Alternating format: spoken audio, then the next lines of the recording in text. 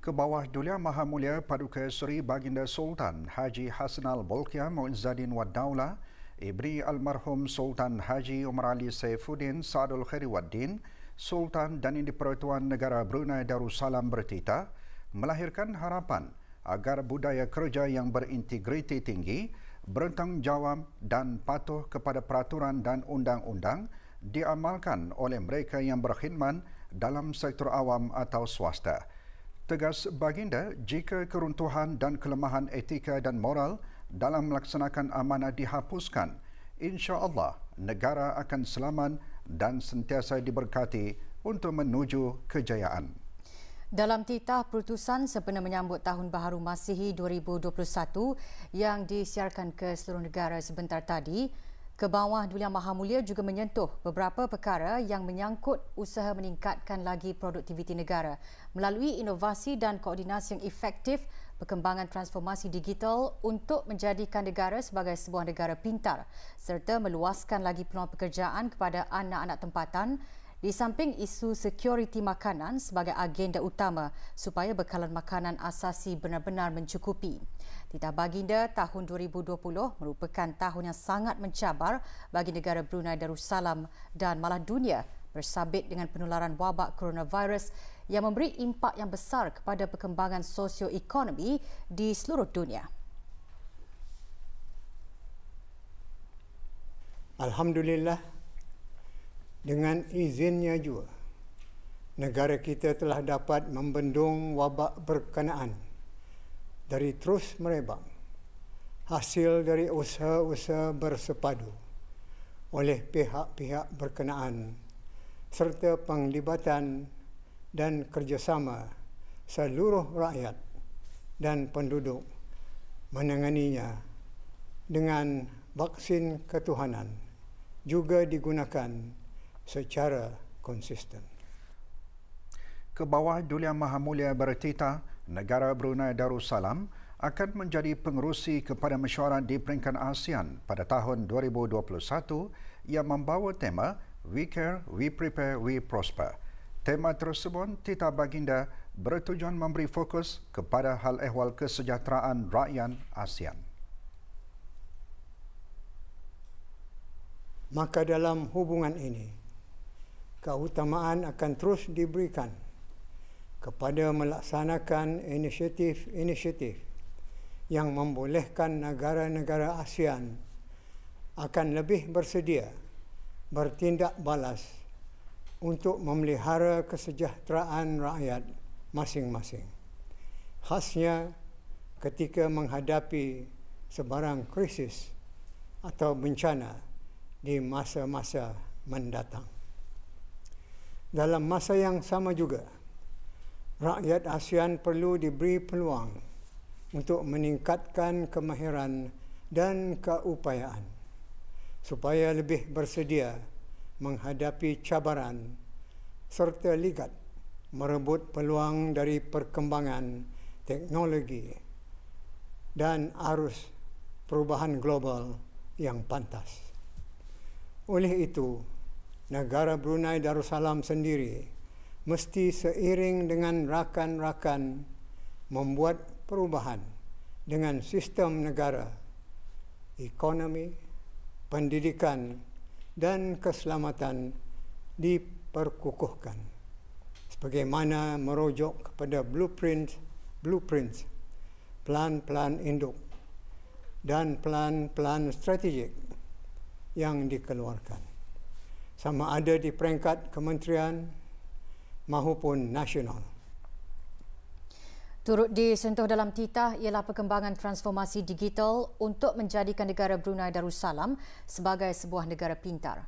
Ke bawah Duli Yang Maha Mulia bertitah menekankan perlunya kerjasama strategik bagi mencapai kemajuan ke arah Smart City.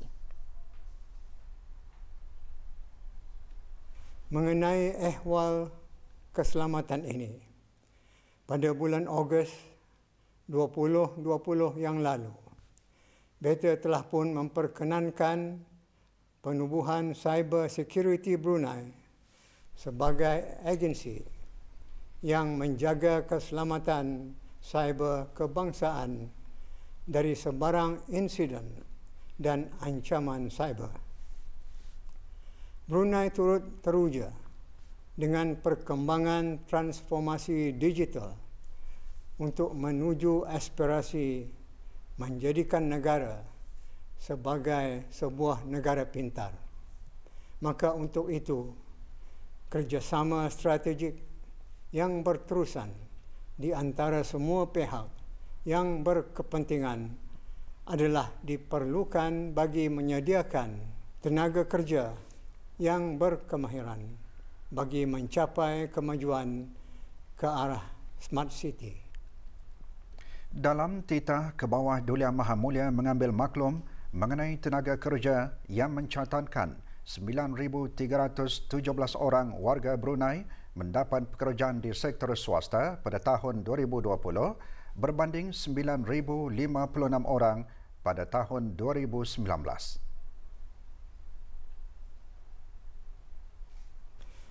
Kerajaan melalui Manpower Planning and Employment Council MPEC akan meningkatkan usaha menerusi Job Center Brunei JCB di antara sektor awam dan swasta dalam meluaskan lagi peluang pekerjaan kepada anak-anak tempatan.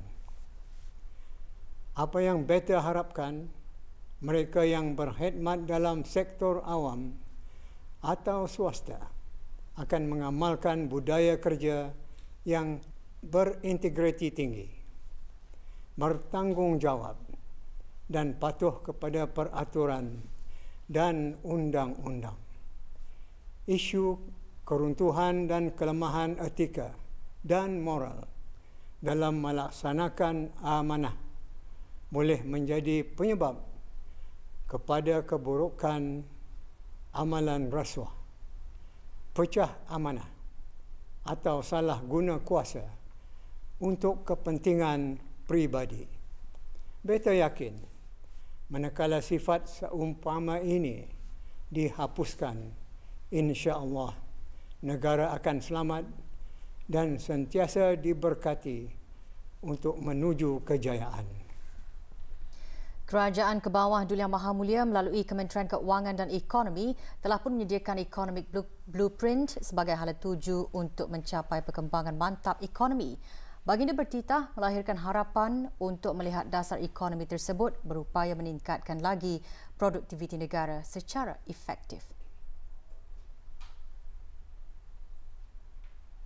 Hasrat ini hanya akan dicapai melalui sokongan padu oleh pelbagai pihak yang berkepentingan.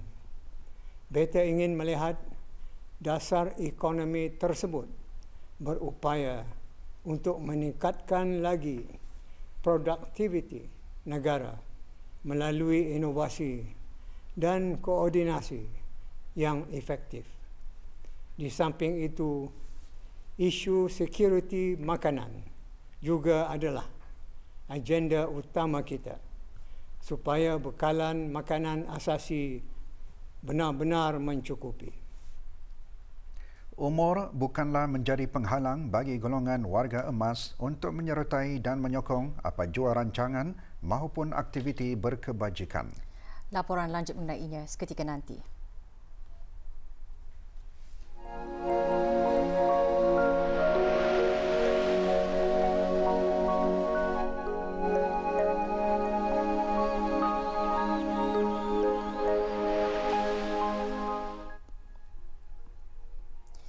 Duli Yang Teramat Mulia Paduka Seri Pengiran Muda Mahkota Pengiran Muda Haji Al-Muhtadi Billah Ibni Kebawah Duli Yang Maha Mulia Paduka Seri Baginda Sultan Haji Hassan Al-Bolkiah Muizzaddin Wad Daulah Menteri Kanan di Jabatan Perdana Menteri petang tadi berkenan berangkat ke majlis membaca surah Yasin dan doa kesyukuran sempena penubuhan 100 tahun Pasukan Polis di Raja Brunei PPDB.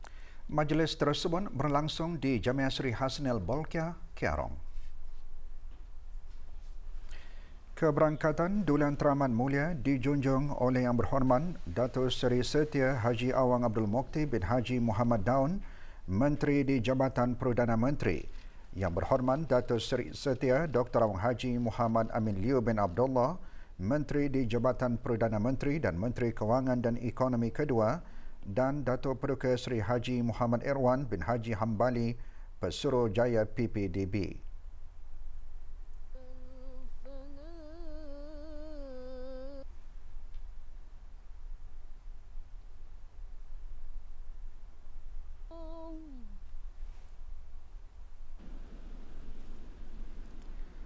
Sembahyang Fardu Maghrib berjemaah diimamkan oleh Yang Berhormat Pihin Orang Kaya Paduka Seri Utama, Datuk Paduka Seri Setia Haji Awang Salim bin Haji Besar.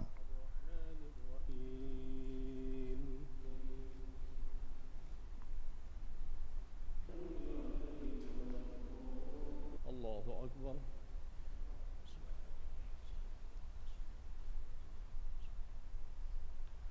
Sami Allahu liman hamidah. Allahu Akbar.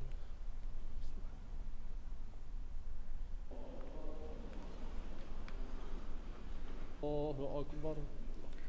Yang Berhormat Pihin juga mengimamkan sembahyang sunat hajat.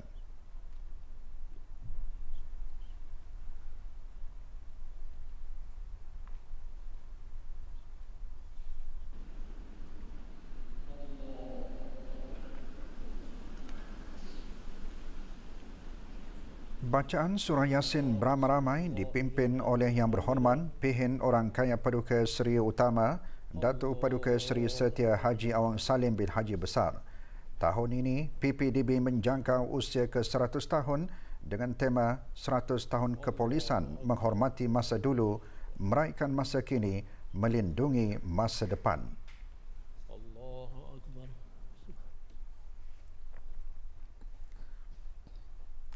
Hutan-hutan dan pokok-pokok adalah penting dalam kehidupan manusia. Negara Brunei Darussalam komiten dalam melaksanakan penanaman pokok bagi mendukung dasar kebangsaan perubahan iklim negara Brunei Darussalam, khususnya bagi strategi 2 iaitu liputan hutan. Perkara tersebut ditekankan oleh Yang Berhormat Datuk Seri Setia Awang Haji Ali bin Apong, Menteri Sumber-Sumber Utama dan Pelancongan selaku Ahli Majlis Kebangsaan Perubahan Iklim Negara Brunei Darussalam semasa acara penanaman pokok yang diadakan hari ini di Taman Riadah Jalan Pusat Persidangan. Juga hadir pada majlis tersebut Yang Berhormat Datuk Seri Setia Jurutera Awang Haji Suhaimi bin Haji Ghaffar, Menteri Pembangunan, Yang Berhormat Datuk Seri Setia Dr. Awang Haji Matsuni bin Haji Muhammad Hussein, Menteri Tenaga selaku pengerusi bersama Majlis Kebangsaan Perubahan Iklim Negara Brunei Darussalam, Yang Berhormat Datuk Seri Setia Awang Abdul Muttalib bin Pihin Orang Kaya Seri Setia, Datuk Paduka Haji Muhammad Yusof, Menteri Pengangkutan dan Infokomunikasi, dan Datuk Seri Paduka Awang Haji Mat Satejo bin Sokiau, Timbalan Menteri Tenaga selaku ahli-ahli Majlis Kebangsaan Perubahan Iklim Negara Brunei Darussalam.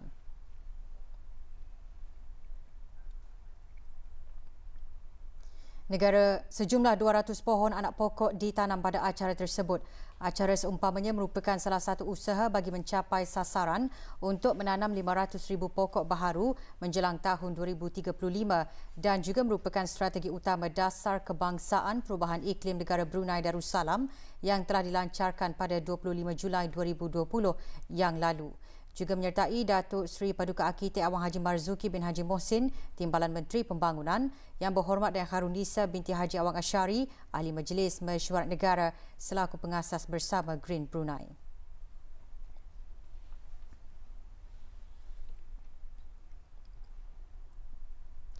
Negara Brunei Darussalam telah menandatangani Perjanjian Paris pada 21 September 2016 bagi menyahut seruan tindakan iklim global. Di peringkat global, pelepasan GHG negara ini adalah antara yang terendah iaitu sebanyak 0.025%.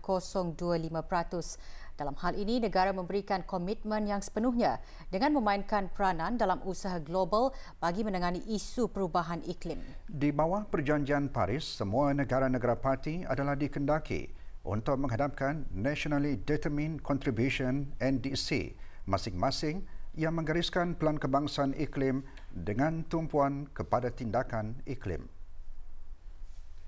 Majlis Kebangsaan Perubahan Iklim Negara Brunei Darussalam yang dipengerusikan bersama oleh Yang Berhormat Datuk Seri Setia Jurutera Awang Haji Suhaimi bin Haji Ghaffar Menteri Pembangunan dan Yang Berhormat Datuk Seri Setia Dr. Haji Matsuni bin Haji Muhammad Hussein, Menteri Tenaga mengumumkan negara Brunei Darussalam telah menyerahkan dokumen NDC kepada Konvensyen Rangka Kerja Pertubuhan Bangsa-Bangsa Bersatu mengenai perubahan iklim hari ini. NDC negara berhasrat untuk mengurangkan jumlah pelepasan GHG sebanyak 20% menjelang tahun 2030. Dalam mencapai sasaran pembangunan ekonomi yang mapan, pelepasan GHG negara ini dijangka meningkat, tetapi dengan pelaksanaan langkah-langkah mitigasi di bawah NDC, peningkatan itu dijangka dapat dikurangkan sebanyak 20% berdasarkan pelaksanaan strategi-strategi dasar kebangsaan perubahan iklim negara Brunei Darussalam BNCCP, antaranya pelepasan industri, liputan hutan dan kenderaan elektrik. NDC tersebut mengejar matlamat dasar BNCCP iaitu peralihan ke arah negara yang rendah karbon serta berdaya tahan iklim. Peralihan ini menjurus kepada pertumbuhan industri hijau yang akan mewujudkan peluang-peluang baru bagi perniagaan, pelaburan, keusahawanan, perkhidmatan dan pekerjaan hijau yang baharu bagi anak-anak tempatan. Maklumat lanjut, layari laman sesawang www.climatechange.gov.bn. Penglibatan warga emas dalam kegiatan yang menyumbang kepada masyarakat mencerminkan sikap dedikasi dan komitmen para ahli pusat kegiatan warga emas Tutong dalam menyertai dan menyokong apa jua rancangan maupun aktiviti berkebajikan di daerah berkenaan.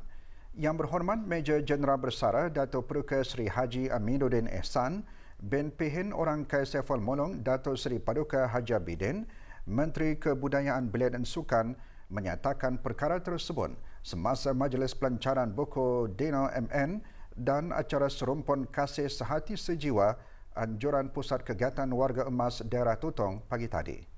Menteri Kebudayaan Belia dan Sukan juga percaya dengan penglibatan aktif ahli-ahli Pusat Kegiatan Warga Emas Daerah Tutong dapat menjadi pendorong dan suntikan semangat kepada kementeriannya untuk terus memberikan perkhidmatan yang lebih baik khususnya kepada warga emas di negara ini. Bis kita yang menyuntik semangat saya. Jadi itulah kepentingan dan bagi saya kedudukan warga emas. Kerana bis kita lah yang menyuntik semangat bagi kementerian untuk bekerja lebih keras untuk memeduli, memertabatkan dan menentukan bahawa perkhidmatan dan kelawanan itu adalah penting di dalam masyarakat. Jadinya habis kita lah yang menyuntik semangat kami untuk terus memberikan perkhidmatan yang lebih baik khususnya kepada warga emas. Dalam masa yang sama juga bis kita juga menyunting semangat kami kerana bis kita tah yang aktif. Habis kita lah yang tidak mengenal umur ini sebagai bukan penghalang. Novel bertajuk Aku Tidak Bersalah merupakan hasil tulisan Awang Haji Bidin bin Haji Muhammad Noor yang juga dikenali sebagai Dino MN. Beliau merupakan salah seorang ahli Pusat Kegiatan Warga Emas Daerah Tutong yang bergiat aktif dalam bidang penulisan. Terdahulu diadakan bacaan surah Yasin dan tahlil yang disedekahkan pahalanya kepada kaum keluarga dan warga-warga emas yang telah kembali ke rahmatullah. Majlis turut diserikan dengan persembahan deklamasi puisi, tausyih dan menambang syair daripada ahli-ahli Pusat Kegiatan Warga Emas Tutong. Sebagai komitmen berterusan Kerajaan ke bawah Duli Yang Maha Mulia Paduka Seri Baginda Sultan dan Di-Pertuan Negara Brunei Darussalam bagi memastikan kesejahteraan serta kepentingan rakyat di negara ini sentiasa terjaga, satu majlis menandatangani kontrak projek sistem pemantauan National Coastal Surveillance System diadakan pagi tadi di bangunan Jabatan Perdana Menteri. Projek yang mengambil tempoh 24 bulan pembinaan itu apabila siam nanti merupakan rangkaian pemantauan maritim negara merangkumi pesisiran pantai Brunei, Teluk Brunei serta Sungai Brunei melalui pemasangan beberapa sistem pengesanan. Kontrak di antara Pusat Penyelarasan Maritim Kebangsaan PPMK, Jabatan Perdana Menteri dan General Dynamics Mission System Canada ditandatangani oleh Lieutenant Colonel Bersara Pengarah Haji Muhammad Sazali bin Pengarah Haji Yaakob Setiausaha Tetap Keselamatan Penguatkuasaan dan Undang-Undang di Jabatan Perdana Menteri mewakili Kerajaan ke bawah Dulia Maha Mulia Paduka Seri Baginda Sultan dan Yang di-Pertuan Negara Brunei Darussalam. Penandatanganan disaksikan oleh Puan Yang Terutama Janet Stovall, Pesuruhjaya Tinggi Kanada ke negara Brunei Darussalam. Juga hadir Puan Emily Fleckner selaku Charge d'Affaires Kedutaan Amerika Syarikat ke negara Brunei Darussalam, ahli-ahli jawatan kuasa pandu projek NCSS serta tim projek NCSS. Sebelumnya, kontrak tersebut telah ditandatangani di Ottawa, Kanada 15 hari bulan Disember lalu oleh David Ebbetson selaku Naib Presiden Syarikat General Dynamics Mission System Canada yang disaksikan oleh Tuan Yang Terutama Colonel Bersara Pengarah Haji Kamal Bashar bin Pengarah Haji Ahmad, Pesuruhjaya Tinggi Negara Brunei Darussalam ke Kanada. Tiada kes jangkitan baharu COVID-19 dicatatkan hari ini dengan 5 kes aktif masih menerima rawatan di Pusat Pengasingan Kebangsaan. Dalam siaran akhbar mengenai perkembangan situasi jangkitan COVID-19 di negara Brunei Darussalam, Kementerian Kesihatan memaklumkan jumlah keseluruhan jangkitan 157 dengan kes yang sembuh seramai 149 orang.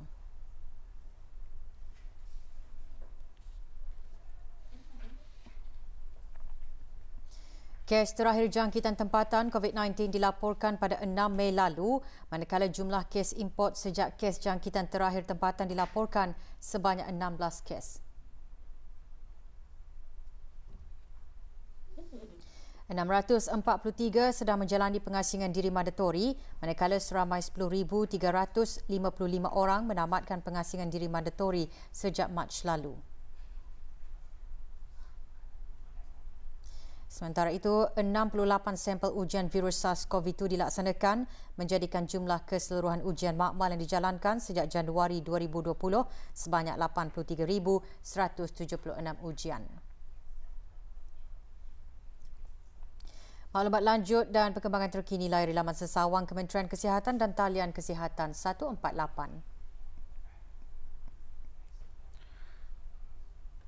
Berikutan situasi terkini jangkitan COVID-19 di negara Brunei Darussalam, Kementerian Kesihatan melalui Jabatan Perkhidmatan Kesihatan memaklumkan perkhidmatan klinik kesihatan ibu dan anak bagi Pusat Kesihatan Pengkalan Batu akan beroperasi semula di Pusat Kesihatan Pengkalan Batu bermula hari Isnin 4 Januari 2021.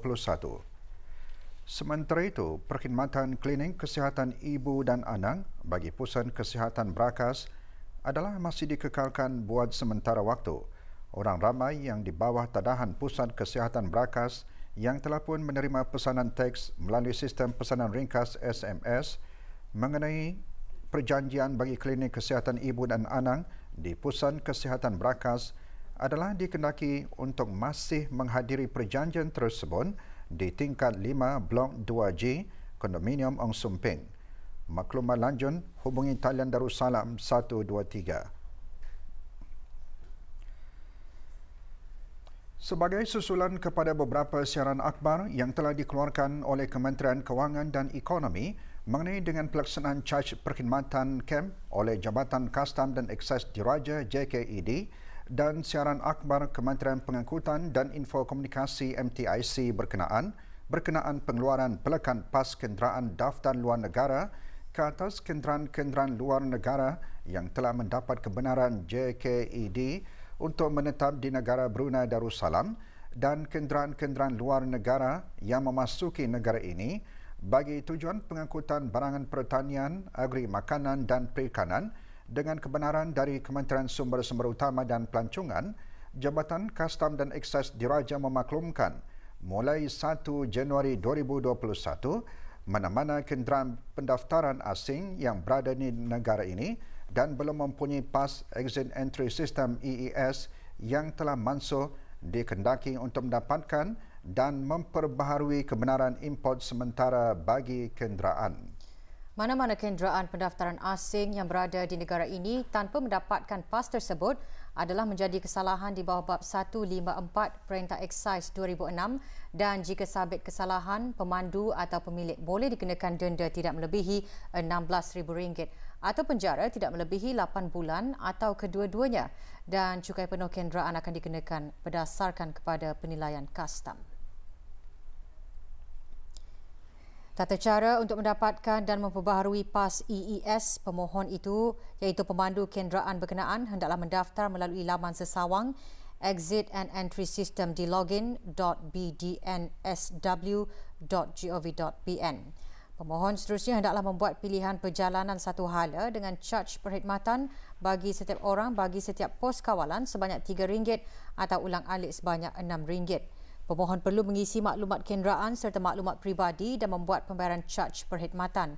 Tempoh kebenaran import sementara bagi kenderaan akan dikeluarkan selama 3 bulan.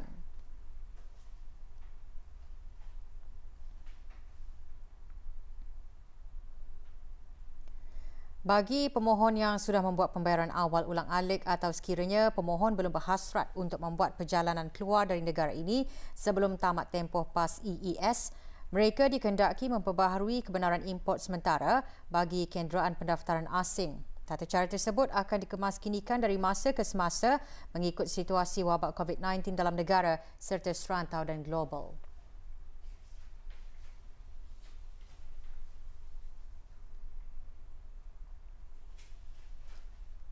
Maklumat lanjut hubungi Jabatan Kastam dan Eksais Diraja Kementerian Keuangan dan Ekonomi di talian 238-2361 atau 832-3741 pada waktu pejabat atau melalui email info@customs.gov.bn.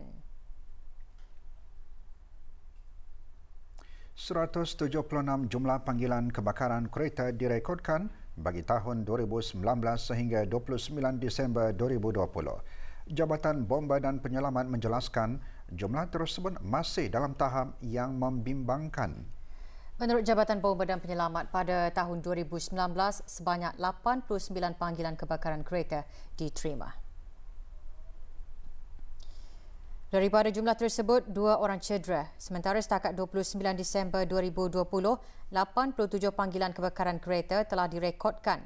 Punca-punca utama kebakaran kereta dikenal pasti adalah seperti masalah mekanikal, kesalahan dan kecuaian manusia, masalah elektrik atau pendawaian dalam kereta, hentakan kuat dari kemalangan serta sampah yang dibakar dan ditinggalkan lalu melarat mengakibatkan kebakaran kereta. Sehubungan itu, Jabatan Bomba dan Penyelamat menyarankan orang ramai untuk lebih peka dalam mengetahui aspek keselamatan kebakaran bagi menghindarkan kejadian kebakaran atau kemalangan kereta dari berlaku dengan menghentikan sebarang pengubahsuaian terhadap reka bentuk asal kenderaan, tidak membuat pengubahsuaian sistem pendawaian elektronik dengan sembarangan tanpa mengikut spesifikasi asal kenderaan serta kemampuan enjin berkenaan dan memastikan pemeriksaan sistem pendawaian elektrik, enjin dan sistem bahan api serta alat-alat mekanikal kenderaan diselenggarakan oleh mekanik yang bertauliah.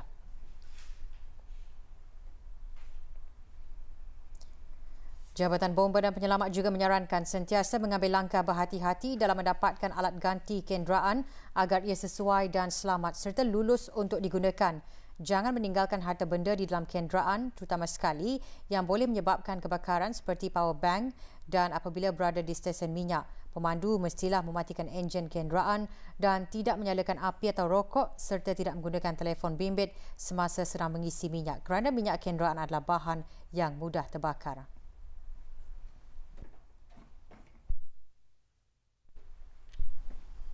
Syarikat Unified National Network Sendirian Berahan UNN telah mengalami lebih dari 100 kes kecurian kabel sejak Julai 2020 yang mengakibatkan gangguan terhadap perkhidmatan telekomunikasi dan juga internet, di antaranya di Mukim Lumapas, Kampung Air dan kawasan-kawasan sekelilingnya.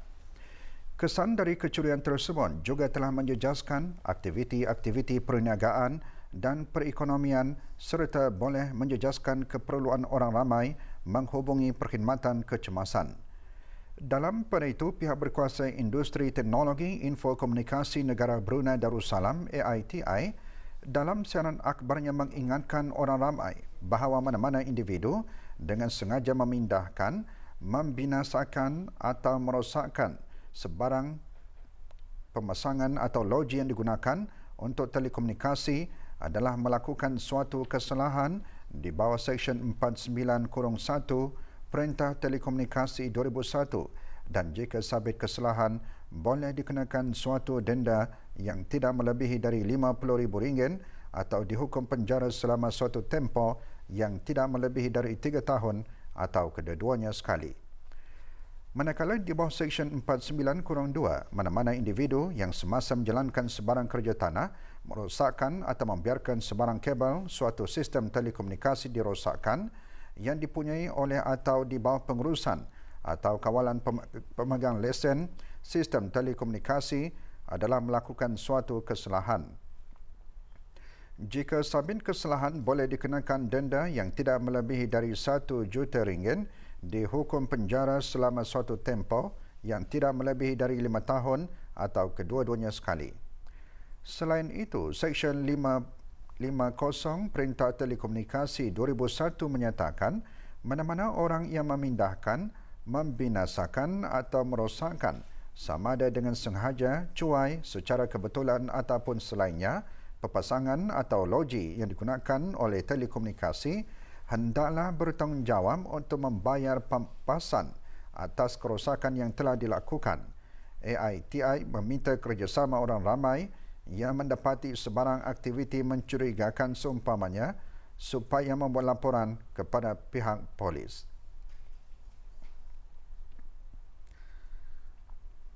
$12.095 kilogram daging kambing beku dan 14.89 kilogram daging sapi beku yang diragui kehalalannya serta 140 paket sausage jenama ayam mas yang tidak diisytiharkan dirampas semasa operasi sepadu di 2 buah premis perniagaan berasingan melibatkan Central Kitchen dan perniagaan runcit di Kampung Kapong dan Kampung Jerudong. Operasi dijalankan oleh pegawai-pegawai penguatkuasa bahagian kawalan makanan halal, Jabatan Hal Ehwal Syariah, Kementerian Hal Ehwal Agama bersama agensi penguatkuasa undang-undang dari Jabatan Kastam dan Eksais Diraja.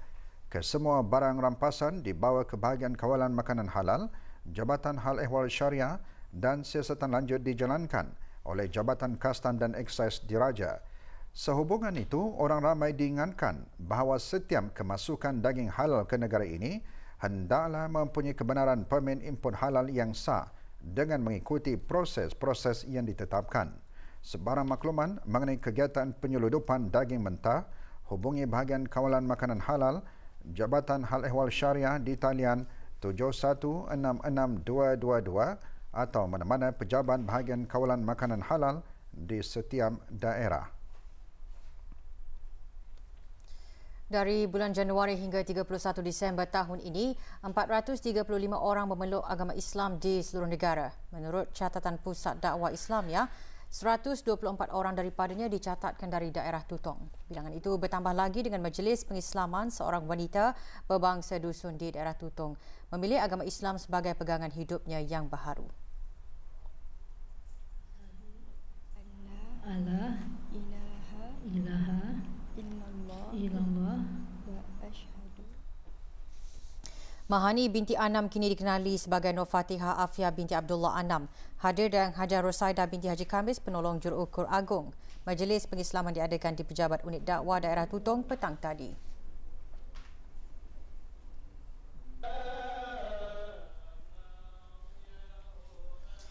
Negara Brunei Darussalam sedang berada dalam monsun timur laut. Pada lazimnya akan mengalami keadaan cuaca tidak menentu pada musim dengan hujan lebat atau hujan berpetir sekali-sekala berlaku. Bulan Disember dan Januari merupakan bulan-bulan yang merekodkan jumlah hari-hari hujan serta jumlah hujan tertinggi berbanding bulan-bulan lain. Luruan angin timur laut yang kuat di kawasan Laut Cina Selatan pada masa ini dijangka menyebabkan peningkatan ketinggian ombak di perairan Brunei.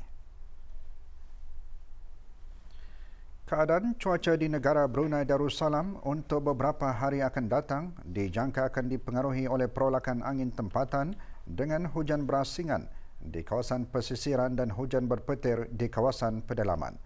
Kelajuan angin boleh mencapai sehingga 45 km sejam semasa hujan berpetir. Luruan angin timur laut di kawasan Laut Cina Selatan akan menyebabkan peningkatan ketinggian ombak di kawasan perairan negara. Ketinggian ombak dijangka meningkat ke paras bergelora sehingga mencapai ketinggian 3 meter bermula malam ini hingga 3 Januari 2021. Keadaan laut bergelora adalah berbahaya kepada semua bot bersaiz kecil dan semua aktiviti rekreasi dan sukan laut. Dan para pelaut dan orang ramai dinasihatkan untuk sentiasa peka dan mengambil kira ramalan, nasihat dan amaran cuaca terkini dalam membuat perancangan ke laut ataupun mengambil langkah-langkah awal yang bersesuaian untuk memastikan para pemandu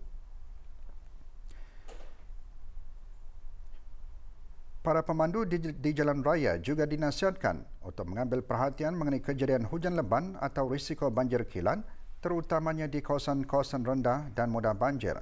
Maklumat terkini mengenai keadaan cuaca, hubungi talian cuaca 114 atau layari laman sesawang www.met.gov.bn atau melalui laman media sosial Facebook Brunei Weather, Instagram @BruneiWeather dan aplikasi bimbit Brunei WX.